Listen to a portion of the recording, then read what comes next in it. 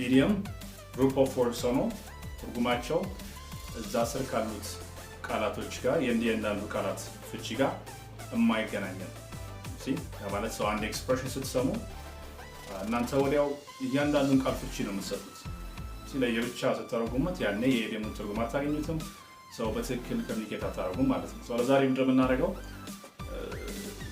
ክላሱን የምንሰጠውን ኮርስ በኦንላይን የምናደርገው አስቸጋሪ ነው። ምክንያቱም የሚያው ሰው ጀማሪ ሊሆን ይችላል፣ መካከለኛ ሌቭል ያለ ሊሆን ይችላል፣ አድቫንስ ሊሆን ይችላል። የተለያየ ሌቭል ስላለ ትንሽ አስቸጋሪ ይሆናል። ወደፊት ከፋፍለን ዛሬ ለቢግነሮች ነው፣ ዛሬ ለመካከለኛ እያለን እየከፈልን እናያቸዋለን። አሁን ግን ቋንቋው እስከዛሬ እንዴት እንዳለመዳችሁ ብዙ አመት ተምራችሁ እንዴት እንዳለመዳችሁ ምክንያቱም እንደሆነ እንድታውቁት እንደገና ኢዲየሞች ምን ያህል ኢምፖርታንት እንደሆኑ እንድታውቁት ያህል ለዛሬ እንደ ትውውቅ በሱን ጀምራለን። ኦኬ የመጀመሪያ ኤክስፕሬሽን ፒስ ኦፍ ኬክ የሚል ነው። ፒስ ኦፍ ኬክ ናው ፒስ ምን ማለት እንደሆነ ኦፍ ኬክ የእያንዳንዱን ቃል ፍቺ ታውቃላችሁ ተስፋ አደርጋለሁ። ግን ቅድም እንዳልነው ኢዲዮማቲክ ኤክስፕሬሽንስ እዛ ስር ያሉት የእያንዳንዱ ቃል ፍቺና የሙሉ የኢዲየሙ ትርጉም የተለያዩ ናቸው። ለዛ ነው የሚሸውደን ብለናል። ፒስ ኦፍ ኬክ ማለት ቀላል ማለት ነው። ቀላል አንድ በጣም ቀላል የሆነ ነገር መግለጽ ስትፈልጉ ኢትስ አ ፒስ ኦፍ ኬክ እንላለን። ኢት ኢዝ እናሳጥረን ነው። ኢትስ አ ፒስ ኦፍ ኬክ በቃ ቀላል ነው አለን። ምናልባት እናንተ ቀላል የሆነ ነገር መግለጽ ስትፈልጉ ከአሁን በፊት ኢትስ ኢዚ ያላችሁ ሊሆን ይችላል፣ ሲምፕል ነው ያላችሁ ሊሆን ይችላል። ይሄን መጠቀም አትችሉም ሳይሆን ትችላላችሁ። ግን የቋንቋ ትክክለኛ ተናጋሪዎች ኢዲዮማቲክ ኤክስፕሬሽን አዘውትረው ይጠቀማሉ። ቋንቋ ደግሞ ስትማሩ እናንተ የምትሉትን ኤክስፕሬሽን ብቻ ሳይሆን ያም ሰው ሊጠቀም የሚችለውን ኤክስፕሬሽኖች የተለመዱ ኤክስፕሬሽኖች ማወቅ ግዴታ ነው። በተለይ የቋንቋ ትክክለኛ ተናጋሪዎች የሆኑት ኢዲዮማቲክ ኤክስፕሬሽኖችን በጣም አዘውትረው እነሱ ራሱ ኢዲየም እንደሆነ ራሱ አያውቁትም። ምክንያቱም በትምህርት ገብተው ሳይሆን ቋንቋ ነው የተማሩት ከልጅነታቸው ጀምሮ ሁላችንም የመጀመሪያ ቋንቋችንን በተማርንበት መልኩ ነው። ስለዚህ አዘውትረው በጣም ስለሚጠቀሙት እነዚህን ኤክስፕሬሽኖች ማወቅ ይኖርባቸዋል። ቀላል የሆነ ነገር መግለጽ ስትፈልጉ ኢትስ አ ፒስ ኦፍ ኬክ ብዙ አማራጭ አለ ቀላል የሆነ ነገር ለመግለጽ። ኢትስ ናት ራኬት ሳይንስ ይባላል። ኢትስ ናት ራኬት ሳይንስ ስንል አንድ ነገር የራኬት ሳይንስ አይደለም ስንል እዚህ አሁን ናት አስገብተናል። ኢትስ ናት ነው ያለው። ኢትስ ናት ራኬት ሳይንስ። ራኬት ሳይንስ የተወሳሰበ ሳይንስ ነው፣ ከባድ ነገር ነው። አንድ ነገር ኢትስ ናት ራኬት ሳይንስ ስንል ነገሩ የራኬት ሳይንስ አይደለም ስንል ቀላል ነው ማለት ነው። again it's not brain surgery እንላለን። የብሬን ሰርጀሪ የጭንቅላት ቀዶ ጥገና ሆነም ከባድ አስቸጋሪ ነገር ነው። አንድ ነገር it's not brain surgery ካላችሁ የጭንቅላት ቀዶ ጥገና ቀጥታ አንተረጉሞ ያን ያህል ከባድ አይደለም ስንል ነገሩ ቀላል ነው ማለት ነው። in English ካሏችሁ ብዙ አማራጮች በኢዲዮማቲክ ኤክስፕሬሽን አንድ ነገር ቀላል ነው ብላችሁ መግለጽ ብትፈልጉ it's a piece of cake, it's not rocket science, it's not brain surgery የሚሉት መጠቀም ይችላል። ግን ለዛሬ just ኢዲየሞችን ትውውቅ እያደረግን እስከሆነ ድረስ አንድ ከያዛችሁ በቂ ነው። ቀላል ነገር መግለጽ ስትፈልጉ it's a piece of cake እንላለን። I can't find anything that I want to eat. Everything makes me nauseous. I'm telling you, being pregnant is no piece of cake. Okay, አሁን ያያችሁት ቪዲዮ ላይ በኔጌቲቭ ፎርም ስለተጠቀመችሁ ግራ እንዳይገባችሁ being pregnant is no piece of cake. piece of cake ቀላል ማለት ከሆነ no piece of cake ስትል ደግሞ ኔጌቲቭ ያደርጋል፣ ቀላል አይደለም ሆነ። being pregnant is no piece of cake እርግዝና ቀላል አይደለም ያለች ነው። ያንን ያለችበት ምክንያት ከላይ እንደምታዩት I can't find anything that I want to eat ሚላል። መብላት የምፈልገውን ነገር ማግኘት አልቻልኩም። everything makes me nauseous. nauseous means ማቅለሽለሽ ማለት ነው። everything makes me nauseous ለምትበላቸው ነገሮችን ነው። ሁሉም nauseous እያደረገኝ ነው። I'm telling you being pregnant is no piece of cake. እርግዝና ቀላል አይደለም ያለች ነው። በኔጌቲቭ ፎርም ነው የተጠቀመችበት። I'm telling you የሚለው ራሱ አንድ ራሱን የቻለ ኤክስፕሬሽን ነው። English language በኢዲዮማቲክ ኤክስፕሬሽንስ የተሞላ ነው ብለናል። I'm telling you የሚለውን የምትጠቀሙት አንድ ያስገረማችሁ ነገር ሊሆን ይችላል፣ ብቻ ትኩረት ተሰጥቶት እንዲደመጥ የምትፈልጉትን ነገር I'm telling you ካልን በኋላ ቀጥለን ነገሩን እናስቀምጣለን። okay anyways እሷ አሁን እዚህ ጋር የተጠቀመችበት በኔጌቲቭ ፎርም ነው። being pregnant is no piece of cake እርግዝና ቀላል አይደለም። I'm telling you being pregnant is no piece of cake. Ooh, cake. With your dance background, it'll be a piece of cake. Oh, relax, fellas. This is going to be a piece of cake. Okay, number 2. Excuse me. Give me a hand. አሁን በአንደኛው ኢዲየም ቀጥታ ቃል በቃል እንደማይፈታ ስላየን ከዚህ በኋላ እንዴት እንደሚተረጎም እየገመታችሁ ትሄዳላችሁ። ናው give me a hand የሚለው ኤክስፕሬሽን ጋር ስንመጣ give መስጠት ነው። hand እጅ ነው፣ የምታውቁት ነገር ነው። ግን ናው give me a hand ቢላችሁ somebody የሚመስለው እጅ ስጠኝ የተባላችሁ ነው አይደለ? ግን ትርጉሙ give me a hand ስንል አግዘኝ ማለት ነው። አግዘኝ ትዕዛዝ እንዳይሆንባችሁ በሪኩዌስት በትህትና አንድ ሰው ልታግዘኝ ትችላለህ ማለት ብትፈልጉ can you give me a hand or could you give me a hand see can you give me a hand ስንል አሁን ጥያቄ ሪኩዌስት ነው ያደረገው ልታግዘኝ ትችላለህ እያልን ነው። እናንተ ደግሞ ማገዝ ብትፈልጉ የሆነ ሰው ከባድ ነገር ተሸክመው ብታዩት or like ሲታገል ብታዩት ማገዝ ከፈለግን can I give you a hand see can I give you a hand ላግዝህ እችላለሁ እያልን ነው። so ከእጅ ጋር hand እዚህ ጋር የሚለው እርዳታ የሚል ፍቺ ነው የሚሰጣችሁ እንጂ ከእጅ ጋር በተገናኘ አይደለም። Come on, Toby, give me a hand. Can I give you a hand? Sure. Oh, can I give you a hand? Oh, okay. Okay, number 3 is keep in touch. Keep in touch or stay in touch. Now, keep in touch, keep ለብቻው ብዙ ትርጉሞች አሉት። touch መንካት የሚለውን ታውቃላችሁ። ሰው keep in touch ስንል አሁን ስለ መንካት እያወራን አይደለም። see to keep in touch ከአንድ ሰው ጋር ኮሚኒኬሽናችሁን ግንኙነታችሁን መቀጠል አለመጠፋፋት ማለት ነው። see so ልክ በአማርኛ አትጥፋ አትጥፊ የምንለውን in English keep in touch ነው የምትሉት። ያን ሰው በስልክ ይሁን በደብዳቤ ይሁን በኢሜል ይሁን በምንም አይነት የመገናኛ መንገዶች እንዲያገኛችሁ እንዳይጠፋ ከፈለጋችሁ አትጥፋ ስንል keep in touch። አንጠፋፋ ደግሞ ማለት ከፈለጋችሁ let's keep in touch let's keep in touch። በኪፕ ቦታ ላይ ከፈለጋችሁ stay ማስገባት እንችላለን። so stay in touch let's stay in touch እንላለን። በቃ ኮሚኒኬሽናችን ግንኙነታችን ይቀጥላል አንጠፋፋ ስንል let's keep in touch or let's stay in touch። let's እዚህ ጋር apostrophe s ቅድም ላይ it's a piece of cake ስንል it's ማናጥሮ ነው it እና is ነው see it is የነበረውን it's let's ስንል ግን apostrophe s ነው የተጠቀምነው አስን ለማሳጠር ነው። as ስንል excuse me as ስንል እኛ እያልን ነው። so ሁልጊዜ let's ስትሉ እኛ እንደዚህ እናርግ ማለት ስንፈልግ ነው። እንሂድ ማለት ከፈለግን let's go ብቻዬን ሆኜ let's ልላልችልም see ቢያንስ ሁለት መሆን አለበት እኛ እንዲናርግ ስንል ነው። now let's keep in touch አንጠፋፋ። alright number 4 it's up to you or that's your call so ሁለቱም ተመሳሳይ ስለሆኑ አንድ ላይ እናያቸዋለን። it's up to you ለአንድ ሰው like ምርጫ ቢሰጣችሁ ምን ብናደርግ ይሻላል እንደዚህ ብናደርግ ይሻላል or እንደዚህ right for instance አሁን ምን የምናደርገው ነገር ከሌለ so what do you want to do you want to go for a walk or stay home and watch TV ብትሉኝ it's up to you ብላችሁ እኔ መወሰን አልፈለኩም ማለት ነው። it's up to you የምትሉትኝ ለአንድ ሰው ውሳኔያችሁን አሳልፋችሁ ትሰጡ ነው like አንተ እንዳልክ አንቺ እንዳልሽ ማለት ነው።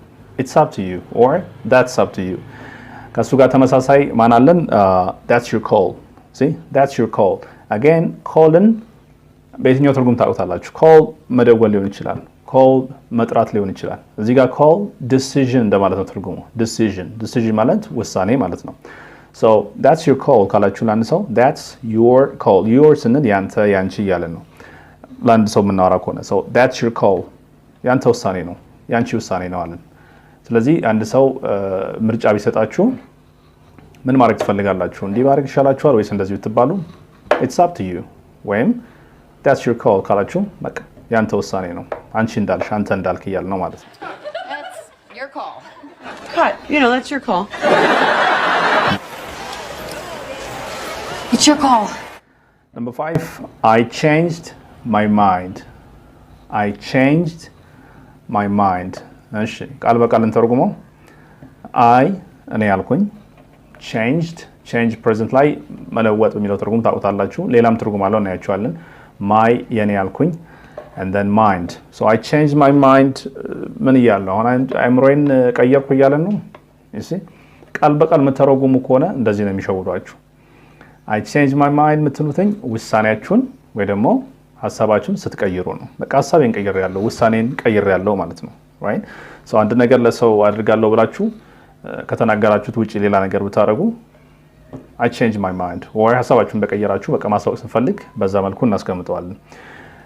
ስለ ወደፊት እያወራን ከሆነ ገና let's say ከሆነ ሰው ጋር አንድ ጉዳይ ላውርቼ ባንስማማ ሐሳብን ከለወጥክ አሳውቀኝ ማለት ብፈልግ ምን ላለው if you change your mind let me know. see if አሁንስ ገና ስለ ወደፊት ከሆነ እያልነው ነው if you change your mind ሐሳብን ብትለውጥ let me know. let me know ይሄ ራሱ አንድ ኤክስፕሬሽን ነው። see let ለብቻው me ነው ያላችሁ ለየብቻው ተረጉሙት አሁንም ትጣፋላችሁ። so ኤክስፕሬሽን ነው let me know ስትሉ አሳውቀኝ ማለት ነው። let me know or let me know see አሳውቀኝ የግድ አሳውቀኝ ብቻ አይደለም if you change your mind ካላችሁ በኋላ call me ልትሉም ትችላላችሁ ደውልልኝ or give me a call ይሄም ኤክስፕሬሽን ነው ደውልልኝ ማለት ነው። see አሁን ቃል በቃል አተረጉሙትም give መስጠት ነው ያላችሁ አንተረጉም ብለናል። so give me a call ስንል ደውልልኝ if you change your mind give me a call if you change your mind let me know if you change your mind call me see እነዚህ መጠቀም እንችላለን። እናንተ ኮን ሐሳባችሁን የቀየራችሁትና ምናልባት ደግሞ በኋላ ላይ እንደገና ሐሳባችሁን ብትቀይሩ ማሳወቅ ከፈለጋችሁ እንዴት እንላለን if I change my mind ትላላችሁ if I change my mind excuse me ሐሳቤን ብቀይር አልኩኝ if I change my mind I will let you know I'll let you know ደግሞ ስትሉ አሳውቃለሁ ማለት ነው። አሁን ስታዩት I will let you know ሲጻፍ I will let you know ነው። ቸ ሳውንድ ከየት ነው የመጣችሁ? see በሊያison ሩል እንግሊሽ ሲጻፍና ስታወሩት አንድ አይደለም። see የተጻፈውን እንደገና ሲወራ ደግሞ አዳዲስ የሚመጡ ሳውንዶች አሉ። እነዚህ ራሱ ከትክክለኛ ተናጋሪዎች ጋር አንድ እንዳትግባቡ የሚያደርጋችሁ አንዱ እሱ ነው። በሊያison ሩል ቲ እና ዋይ ሲገናኙ ቸ ሳውንድ ይፈጠራል። ቸ ሳውንድ see ቲ እና ዋይ ቸ ሳውንድ let you የነበረው let you ይሆናል ማለት ነው። I'll let you know ስንል I will let you know see ግዴታ እንደዛ በሉት አይደለም።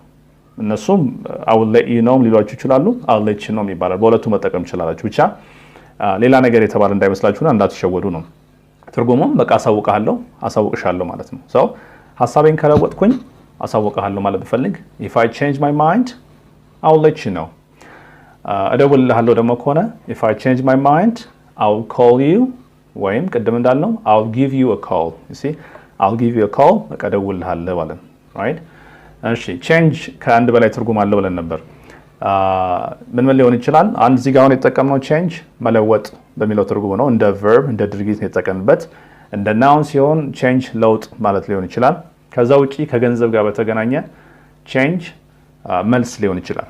እዚህ አንድ ዕቃ ገዝታችሁ የሚመለስላችሁ መልስ change ነው፣ መልሳችሁ ነው። so for instance ካፌ ሊሆን ይችላል or somewhere የሆነ ነገር ገዝታችሁ መልሱን እንደ ቲፕ መስጠት ብትፈልጉ ምንም ትሉት keep the change keep ቀደም አይተናል። ይሄን ወርድ ብዙ ትርጉሞች ነው ያሉት ብለናል። አንዱ ትርጉሙ ለአንድ ሰው ሰጣችሁት የነበረውን ነገር በቃ እንዳይመልስላችሁ እዛ ያዘው ስንል keep አድርገው ነው የምንለው። so keep the change ካለም በቃ መልሱን ያዘዋላችሁ። change እዚህ ጋር ትርጉሙ መልስ ማለት ነው። change እንደገና ዝርዝር ማለት ይሆናል። ዝርዝር ስለ ገንዘብ ስናወራ ዝርዝር ማለት ይሆናል። I don't have any change ካልኩኝ ዝርዝር የለኝም። see I don't have any change ዝርዝር የለኝም። so ዝርዝር ማለትም ይሆናል። so I change my mind with expression ሐሳባችሁን መቀየራችሁን ለማሳየት ነው። Oh, I changed my mind. okay number 6 sleep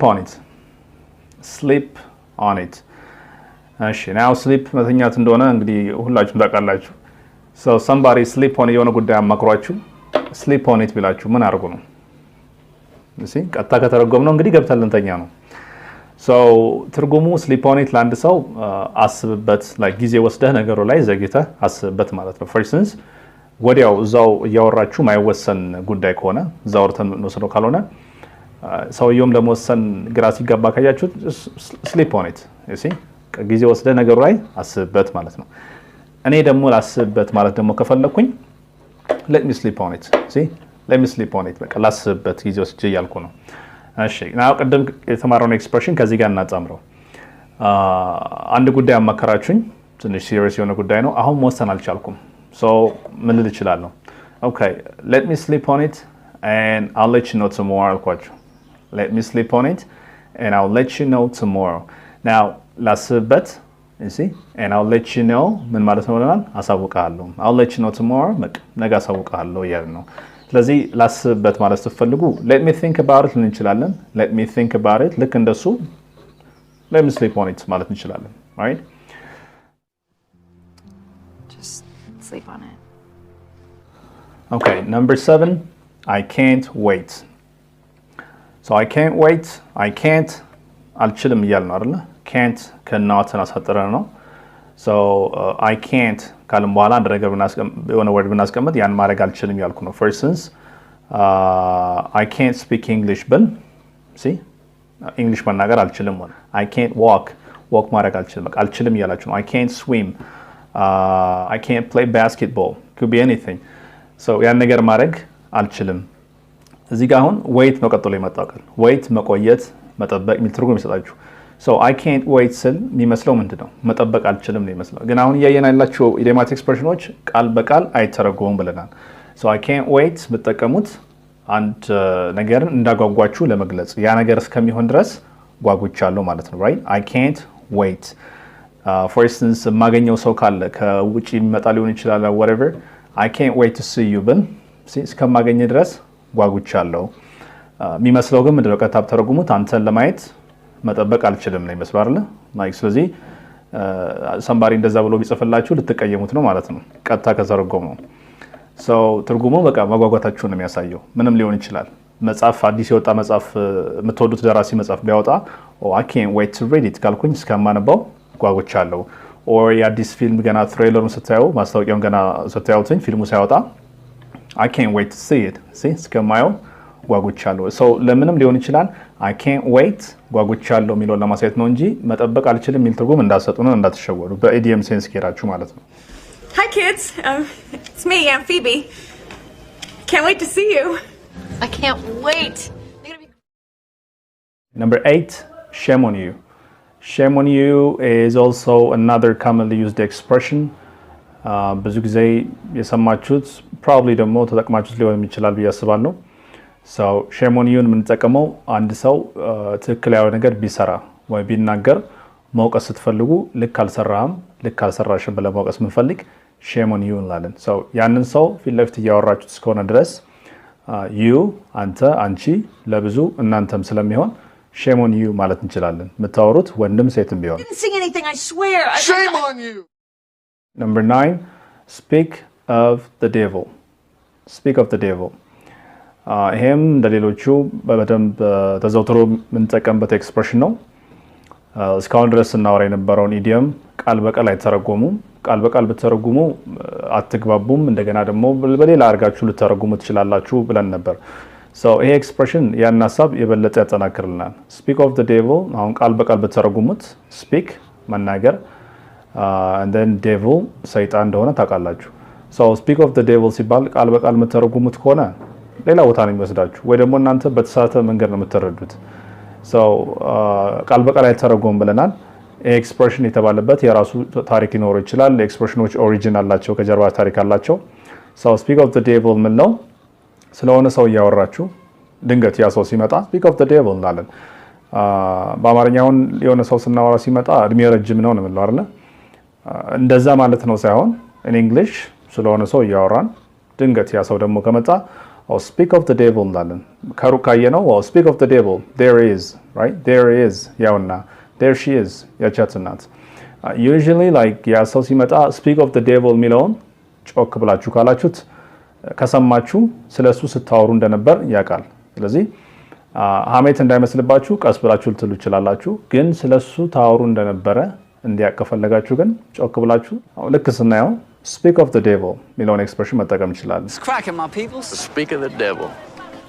Well, speak of the devil. okay last but not least number 10 I'm sick and tired of መጨረሻ አሁን ለዛሬ ያዘጋጀሁት ኤክስፕሬሽን I'm sick and tired of የሚለው ግን እሱን ለማስተዋወቅ ከሱ በፊት ምን የሚል ኤክስፕሬሽን ተጠቅሜያለሁ last but not least እሱ ራሱ አንድ ራሱን የቻለ ኤክስፕሬሽን ነው ማለት ነው last but not least ምንጠቀምበት ሰዎች ዝርዝር እያወራ ሊሆን ይችላል ለምሳሌ ያው መድረክ ላይ ቆሜ የተለያዩ ሰዎችን በተራ በተራ የጠራው ቢሆን ልክ የመጨረሻው ሰው ጋር ስደርስ last but not least ብዬ የዛን ሰው ስም ጠራለሁ። ትርጉሙ ያንን ሰው መጨረሻ ስላደረጋችሁት ከሌሎቹ ያነሰ አለመሆኑን እንደገና ደግሞ ከሱም በኋላ ደግሞ ሌላም ሰው የምትጠሩትም እንደሌለ በዛው እያሳወቅን ነው። ስለዚህ የግድ ሰዎች መሆን የለባቸውም። ስለሌላም ነገር እያወራ ሊሆን ይችላል። ዘርዝረን የመጨረሻው ጋር ስንደርስ last but not least ብለን ያንን ነገር ወይ ደግሞ ያንን ሰው እንጠራለን። ሰው በዛ ወይ ነው የተጠቀምኩበትኝ 9 ኤክስፕሬሽኖች አየና የመጨረሻው ጋር ስደርስ last but not least አልኩና I'm sick and tired of. And last but not least to my loving husband. So I'm sick and tired of መጨረሻ ስላረኩት ከሌሎቹ ያነሰ ኤክስፕሬሽን ሆኖ አይደለም። እንደ ሌሎቹ ተዘውትሮ የምንጠቀመው ኤክስፕሬሽን ነው። so እሱን ነው የምናየው። So I'm sick and tired of ቃል በቃል አንተረጉም። አሁንም ብንተረጉመው sick መታመም ነው፣ tired መድከም ነው ካልን አሁን I'm sick and tired of የሚመስለው አሞኛል ደክሞኛል ነው የሚመስለው። ግን እንደዛ ቀጥታ አንተረጉማቸውን ብለናል። so ለብቻው I'm sick ብል አሞኛል ነው፣ I'm tired ደክሞኛል ግን of አለው። so ነጣጥለ ነው I'm sick of I'm tired of ብላችሁ መስራት ትችላላችሁ ይሄንን ኤክስፕሬሽን ወይ ደግሞ I'm sick and tired of በሁሉም ብንሰራው ትርጉሙ መሰልቸት ማለት ነው። አንድ ነገር ተደጋግሞ ሲያሰለቻችሁ የሰለቻችሁን ነገር ለመግለጽ ከምንጠቀማቸው ብዙ አማራጮች አንደኛው ማን ነው? I'm sick of ሌላ I'm tired of ወይ ደግሞ ሁለቱንም አንድ ላይ አድርጋችሁ I'm sick and tired of ካልን በኋላ የሰለቸን ነገር ማስቀመጥ እንችላለን ማለት ነው። ምንም ሊሆን ይችላል፣ ሰው ሊሆን ይችላል፣ ምግብ ሊሆን ይችላል፣ ሙዚቃ ሊሆን ይችላል፣ የተለያዩ ድርጊቶች ሊሆን ይችላሉ። እንደ ሰለቹን ማስቀመጥ ስንፈልግ በእነዚህ እንሰራለን። እስቲ በኤግዛምፕል ነው I'm sick and tired of traffic jams. I'm sick and tired of traffic jams. So traffic jams የመንገድ መጨናነቅ ነው። መኪናዎች ቀስ እያሉ ሲሄዱ ሲዘጋጋ traffic jam ነው የሚባለው። So everywhere በሄድኩበት ያ ሲገጥመኝ I'm sick and tired of traffic jams ብል የመንገድ መዘጋጋት ስልችት ብሎኛል እያልኩ ነው። ሰውም ከሆነ የሰለቻችሁ ሰው ከሆነ ፊት ለፊት ለዛ ሰው መንገድ ብትፈልጉ I'm sick of you. See I'm sick of you በቃ ከዚህ በኋላ እንደማታገሱት እንደሰለቻችሁ ያ ሰው ምርር እንዳረጋችሁ መግለጽ ከፈለጋችሁ I'm tired of you, I'm sick of you, I'm sick and tired of you ብለን ልነግረው እንችላለን። ስለዚህ ሶስቱም ተመሳሳይ ናቸው። የሰለቻችሁን ነገር እያስቀመጥንበት ነው። ለሰውም ይሁን ለምንም ነገር ልንጠቀምበት እንችላለን ማለት ነው። Oh my god, I am so sick and tired of all these guys coming into our lives and trying to tell us what to do. Okay. So 10 ኤክስፕሬሽኖች በተጨማሪም ደግሞ ያየናቸውም አሉ። በዚህ የዛሬው ትምህርት ስለ ኢዲዮማቲክ ኤክስፕሬሽን ነው። ምን ያህል ኮመን እንደሆነ አይታችኋል። እንግሊሽ እስከዛሬ ያልቻለችሁበት ምክንያት እነዚህ ናቸው። ግራመሩን እስከ ጥግ ብታውቁ ዝም ብላችሁ ቃላቶች ለየብቻ ብትሸመድዱ ዋጋ የለውም። እንደዚህ ኢዲየም ሆኖ ሲመጣ ስለማትረዱት ማለት ነው። ይሄ ብቸኛው አይደለም። ፍሬዛል ቨርቦች አሉ ልክ እንደ ኢዲየም የሚሸውዷችሁ። እነሱም ቨርብ እና ፕሪፖዚሽን አንድ ላይ ሲመጣባችሁ እናንተ የቨርቡ ሚኒንግ ታውቃላችሁ። ፕሪፖዚሽኑ መጥቶ ሚኒንግ እንደሚለውጠው ካላወቃችሁ እሱም እንደዚህ ይሸውዳችኋል። የአክሰንት ሩሎች አሉ፣ ሊኤዛን ሩልስ። አሁን እንደዚህ እየተጨማመረባችሁ ሲሄድ እነዛ ነገሮች የማታውቁ ከሆነ ግራ እየገባችሁ መቼም ቢሆን አትረዷቸው ማለት ነው። ስለዚህ መደበኛ ትምህርት እንዳልኳችሁ በሌብል ከፋፍለን እስከምንጀምር ድረስ ለምን እስከዛሬ ድረስ ቋንቋ እንዳልቻላችሁት መረጃው እንዲኖራችሁ እነሱን እናስቀድም የምናየው። በቀጣይ ፍሬዛል ቨርብ ሊሆን ይችላል ወይ የአክሰንቱ ሊሆን ይችላል እናያቸዋለን። ብቻ በተከታታይ ኢዲየም ላይ በቂ ግንዛቤ ያላችሁ ብዬ አስባለሁ። So thanks for watching, and that's all I have for you today. I'll see you next time.